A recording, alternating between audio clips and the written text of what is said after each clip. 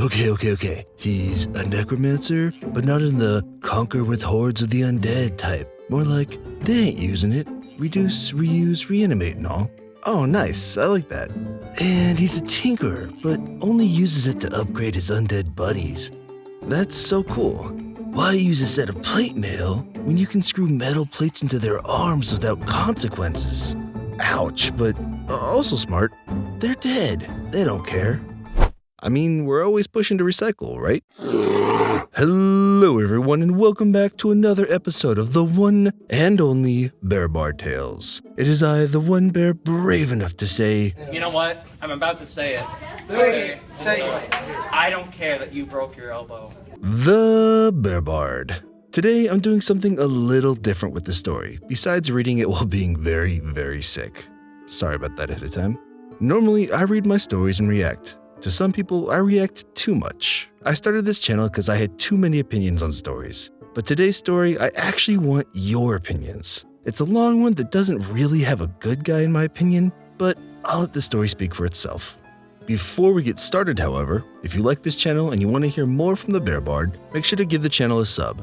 Every sub I get gets me one step closer to figuring out why Rose didn't just scoot over slightly and save Leo. Selfish. If you want to support further, make sure to check out my Ko-Fi where you can pick up a sticker, commission some lines, or even sign up for a membership or a one-time tip. With that out of the way, let's get to today's story titled, How Can D&D Be Bad If It Can't Choose to Be Bad? This story takes place a long time ago in a local game store far, far away. I was a humble college student studying math in a quiet college town. Any and every nerd would gather at the LGS for Warhammer 40k, Magic, and of course D&D. In this time period, 3.5e was bloating with splat books, and 4e was just a rumor that floated around game stores. I would hang around and do homework, play a game or two of Magic, and sit in on some D&D games and chat with friends. This is where I encountered the focus of the story. His name was Jesse, and he was a history major. Jesse was new in town and quickly assimilated into our group of friends. We helped each other with homework and projects or what have you. And we would often have nice long discussions about D&D, Magic, and whatever else the day's topic was. Then, one fateful day, Jesse bemoaned that there was no good undead in D&D. He laid out a rather spirited tirade that all undead were, by definition, evil, yet soulless and incapable of decision-making.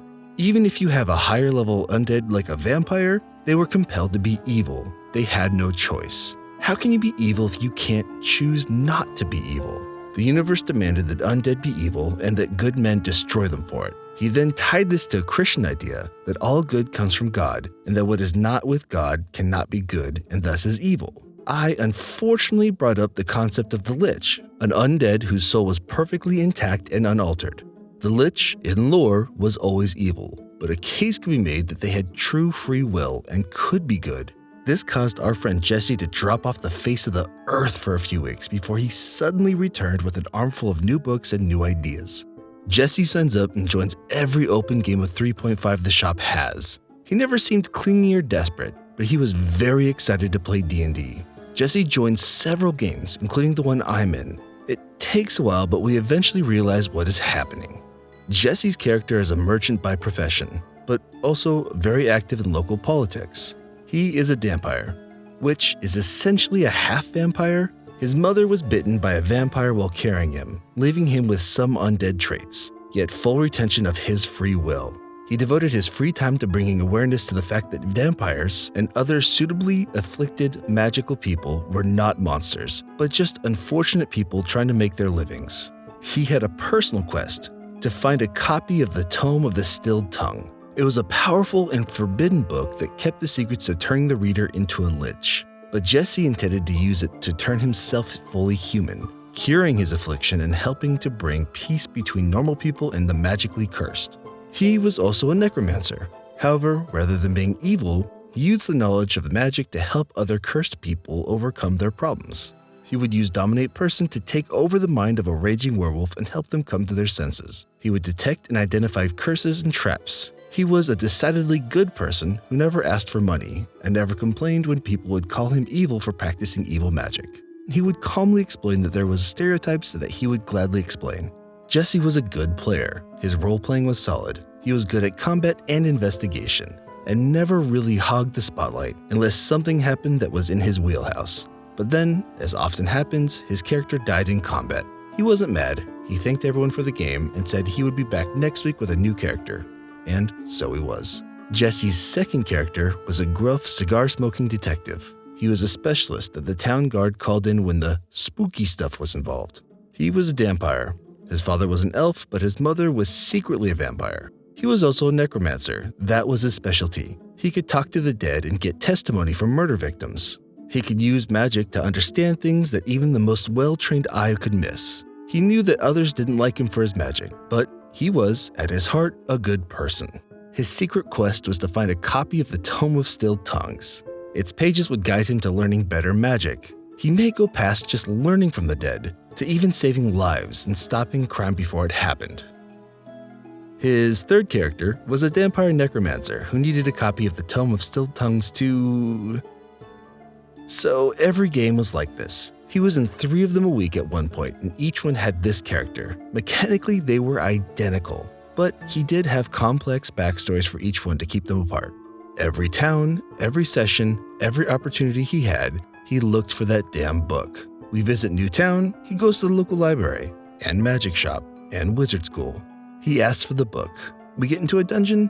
Is there a bookcase in this room? Is there any odd scrolls or paper laying around? Can I search this room for any secret hiding places?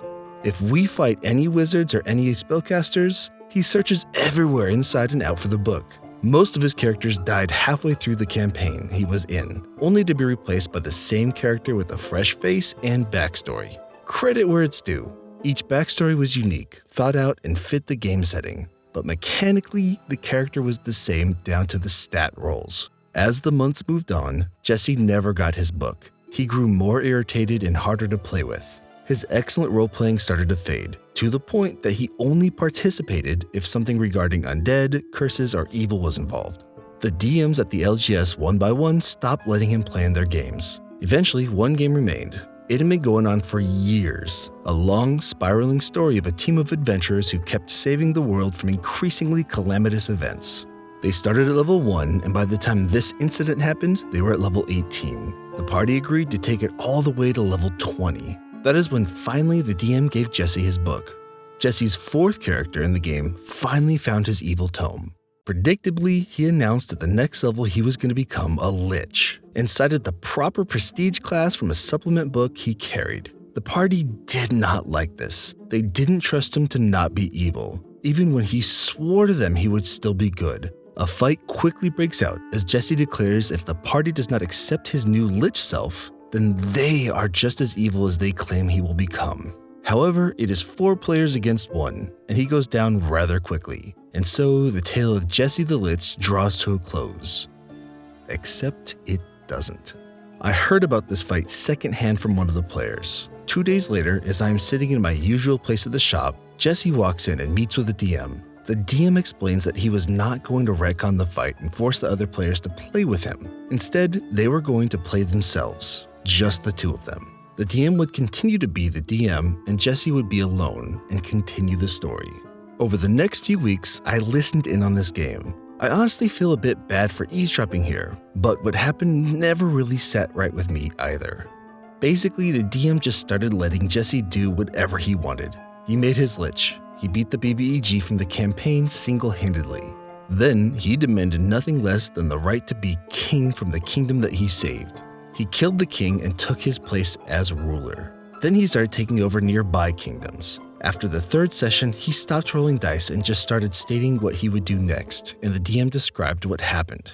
He never failed, and mostly everything went exactly as planned. If ever Jesse stopped to question why his latest action worked, he was told, because you're a Lich. And that was all. Eventually, he killed the setting's god of the undead and took his place. He insisted that since he was a good deity, he was now the god of undeath. All undead are good now. It feels patronizing to me. The DM just agreed and gives him what he wants. Jesse is getting extremely excited and passionate as he describes what happens, and the DM just nods and says, "Yes, that happens. You are so powerful that it just works out. What do you do next?" He kept becoming more and more powerful and kept reworking the lore of the settings. Gods that were bitter rivals, he beats them, then literally forces them to kiss and make up. Entire planets of people who don't agree with his philosophy, he either destroys them or just makes them agree with him because he is a god. A whole plane of existence is naturally evil, he just wipes it from reality. The last session I overheard started off with the DM summarizing the state of the universe. All of the remaining gods were dead and consumed by him. He was now the one true god of everything. All life was dead. All magic was gone. All the planes of existence were collapsed. And now there was nothing and no one and nothing at all except for Jesse the Lich. He could not possibly become more powerful because there was nothing else in existence but him. There was no more multiverse. There were no other realities. There was nothing but Jesse. The DM then looked Jesse right in the face and asked, "What do you do next?" Jesse tried to create a new world of pure peace and love. Then he asked if the people there loved him. The DM said they did because they did not have free will and would always love him. Jesse then destroyed them and made a new world with people who had free will. They all loved Jesse and lived in peace out of fear that he would destroy them like he did in the last world. He destroyed them. He tried again and again to describe a perfect utopia where everyone had free will but also loved him and everyone else, but not out of fear, but out of pure, good love. But each time it wasn't good enough. Finally, Jesse gives up and shouts, "I destroy myself. There's absolutely nothing at all." The DM nods. He says, "There is nothing left in existence anywhere, and nothing ever will exist again. What do you do next?" Jesse doesn't respond. He packs up his things and leaves. We never see him at the shop again. There is an epilogue to this story, dear readers. Last month, I was on Discord pulling together players for a 5e game when I stumbled across Jesse. He has a wife and a kid now. He teaches high school history. He joined my game. His character has nothing to do with necromancy, undead, or anything like that. His roleplay is back to being the way it was when we met. He is a good player, and honestly, I'm glad to have him at my table. TLDR, kid really wants to be a Lich. Once he finally gets what he wants, he finds out it's not all that fun. So let's get this out of the way. While I haven't read this story myself, I know a lot of people were saying that this sounds like it matches an old Dragonlance book. Because I haven't read it, I really can't speak to that, but it does sound like it could be a good book. After reading this story, I really do feel conflicted. I think there's a lot of information missing here, but I feel like neither side came out great here, especially if you start filling in the blanks in the story. However, I said I wasn't going to be giving much commentary, and I will hold to that. I am, however, very interested in what you have to say. I picked this story because after reading the comments in the story itself, I feel like I wanted more people to weigh in. So make sure to leave your comments below. While you all leave those comments, let's get to today's entry to the Bear Bard's Cave of Art and Wonders. Today's entry was another from the Bear Bard in Space art contest and comes from the supremely talented Gibbo. Gibbo posts a lot on the Discord, and I always love their stuff. I also still use one of their drawings as my desktop background, so I was stoked when they asked me what my favorite lightsaber color was. This picture is so clean and so simple and just really freaking cool. I feel like this demonstrates how sometimes you don't need a high concept idea to make something dope. Thank you again, Gibbo, for your submission. I really do love it. Now for today's Not a Bear Facts, brought to you by Professor Bear Bard. The red panda, Alurus fulgens, also known as the lesser panda, is a small mammal native to the eastern Himalayas and southwestern China. It has dense reddish-brown fur with black belly and legs, white-lined ears, and mostly white muzzle and ringed tail. The red panda inhabits coniferous forests, as well as temperate, broadleafed, and mixed forests, favoring steep slopes with dense bamboo cover close to water sources. It is solitary and largely arboreal. It feeds mainly on bamboo shoots and leaves, but also on fruits and blossoms. Now, despite the bear name, they are not actually bears, as the title of this segment would suggest. They are actually more closely related to skunks, raccoons, and weasels. The only real link is that they both possess what is known as the false thumb, which in reality is an elongated wrist bone that helps them grasp bamboo. While they may not be bears, they are super adorable, so I do not care about their actual bear status as I will accept them. They are cute and fluffy and I love them. Well, that's fair. Now, with all that out of the way, if you enjoyed what you heard today, make sure to like the video and give the channel a sub. If you want to support the channel further, remember you can look into my Ko-Fi where you can sign up for a membership, a one-time tip, pick up a sticker, even commission me for a few lines. If you want to check out the bear in other forms, you can check out my Discord, Reddit, Facebook, Twitter, Instagram, Twitch, and TikTok. You can also check out the Bear Bard Tales podcast, available pretty much anywhere.